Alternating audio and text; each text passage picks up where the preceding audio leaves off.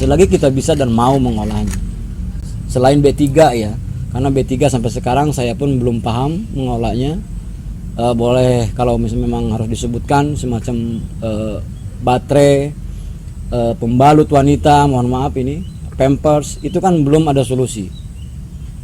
Oke, untuk anorganik banyak solusinya. Kita bisa menjadikan apapun bentuknya, baik kerajinan, kria.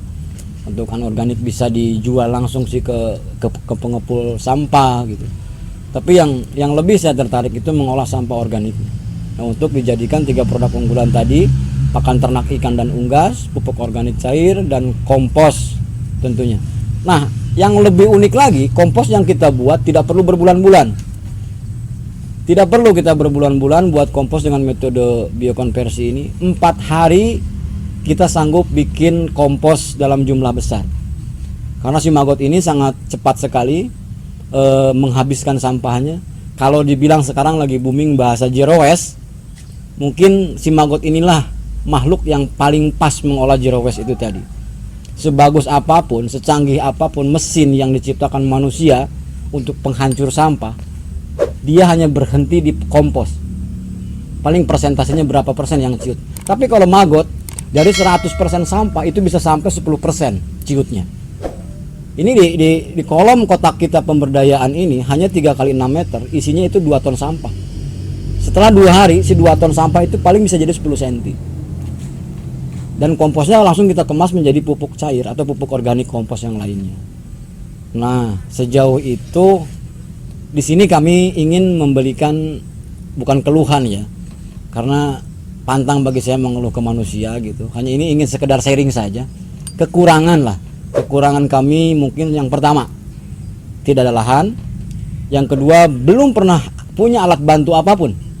Dan kami butuh alat bantu pengambil sampah, butuh alat bantu penghancur sampah, butuh alat bantu pembuat pakan ternak pelet, mesin pelet. Itu sama sekali kita belum punya. Nah, mudah-mudahan dengan adanya temu bicara ini, sharing ini, banyaklah yang mendengar bahwa ada aktivis yang mau mengolah sampah, tapi mereka masih butuh bantuan yang lainnya. Kalau sumber daya manusia, insya Allah ke depannya kita bisa memberdayakan orang.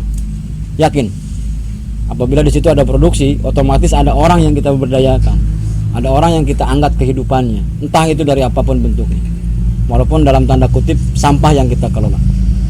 Nah, untuk sementara ini kayak saya menggarisbesarkan bahwa di sampah itu banyak keberkahan yang belum kita gali. Nah, itu intinya. Karena tidak ada yang Allah ciptakan satu bentuk makhluk pun yang tidak bermanfaat. Contohnya, daun kering yang jatuh dari pohonnya tanpa seizin Allah pun tidak bakalan ada seperti itu, tidak bisa. Tapi adakah manusia yang mau bisa menghargai hal-hal kecil seperti itu? Kadang-kadang kita sebagai manusianya menganggap hal kecil itu tidak berharga. Nah, disinilah mudah-mudahan dengan teman-teman dari penggiat lingkungan, apalagi dengan bank sampah digital, bisa menjadi pintu masuk pertama mungkin ya untuk merubah keseluruhan tatanan hidup Kota Serang, baik itu merubah mindset, pola pikir, mengedukasi masyarakat, dan yang paling sulit ini adalah mengedukasi. Bagaimana sulitnya? Ya, kita harus roadshow. Pertama harus ke perumahan, ke kampung-kampung, bagaimana cara memilah sampah organik dan anorganik. Itu tidak sebatas pemerintah kota. Saya yakin tidak bisa. Nah, justru perlunya teman-teman yang peduli ke lingkungan inilah yang turun ke masyarakat. Dan saya yakin sekecil apapun pengabdian yang ditujukan cukup sama Allah, kita tidak bakal kecewa. Nah, sementara ini mungkin itu ya secara singkat pengolahan sampah di lembaga PBC ini yang saya sendiri yang mengelola. Alhamdulillah sudah banyak sampah-sampah pasar, sampah-sampah tempat makan yang kita kelola dan kita ambil.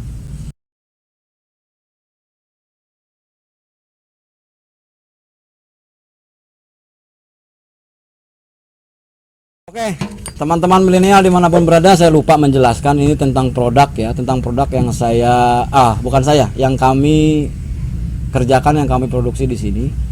Yang pertama itu kita mengemas kompos.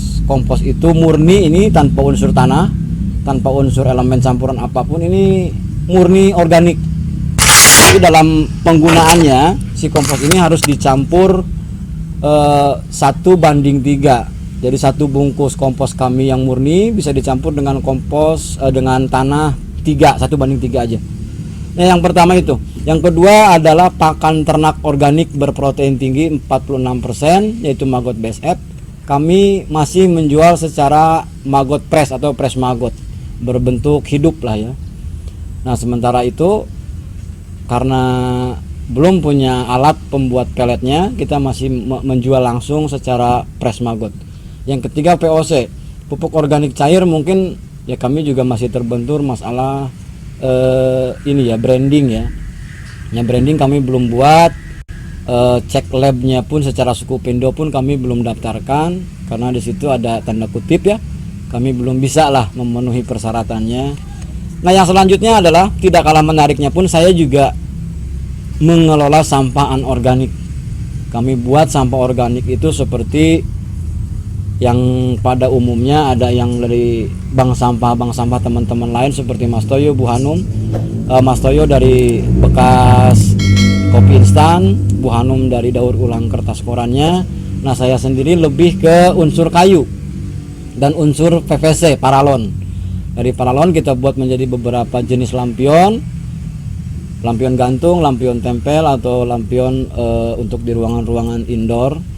Nah, untuk kayunya kita ambil kayu-kayu yang sudah lapuk, yang suka mampet-mampet di solokan, kita buat merchandise berbentuk asbak unik, berbentuk lampu hias dari kayu-kayu lapuk ya, kayu-kayu busuk.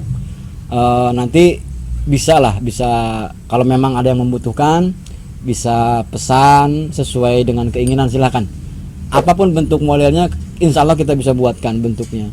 Dan sementara ini workshopnya ada di Komplek Perumahan Permata Sapira ya, di Blok E7 nomor 15. Bisa berkunjung nanti ke sana, bisa melihat bareng ataupun bisa belajar bareng. Nah, di sana saya aktif membuat kerajinan-kerajinan ukir dari PVC paralon, ukir dari kayu, ada juga yang dari virografi, alat ukir dan alat lukis menggunakan pemanas. Medianya adalah kayu dari jati Belanda. Nah, untuk itu, tapi kami terus terang masih terkendala masalah marketing, masalah penjualan. Nah, mungkin dengan cara ini kami bisa sedikit memberi bantuan, atau bukan memberi bantuan ya, meminta bantuan lah kepada teman-teman dari Bank Sampah Digital, bisa juga untuk membantu memasarkan produk-produk kreatif kami. Terima kasih kepada teman-teman dari Bank Sampah Digital ya.